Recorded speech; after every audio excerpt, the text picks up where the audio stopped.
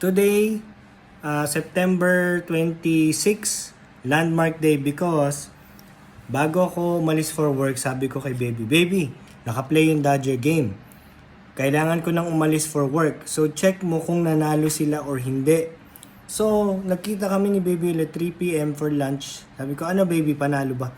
Sabi niya, yes, the Dodgers won 4-3. Aba, pagka-check ko, 4-3 nga panalo sila. Tapos sabi ni Baby, I watch the game and then I do some other thing and then watch the game again and then do some other thing. So, napanood ni Baby, talagang nanalo yung Dodgers 4-3. Oh, anong masasabi mo? I don't wanna be here. I don't even know why I'm here.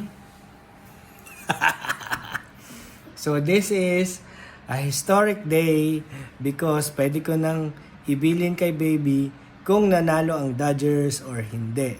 Kasi ang ganda ng memory niya, naalala na niya na nanalo at naalala pa niya yung score, 4-3. Di ba, Baby? Good job, baby girl.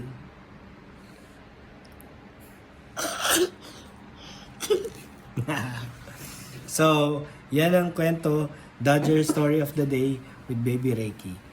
And goodbye. Come, baby. Say goodbye. Bye. Say goodbye. Bye-bye. Bad high. Bye-bye. Historic day. Bye-bye.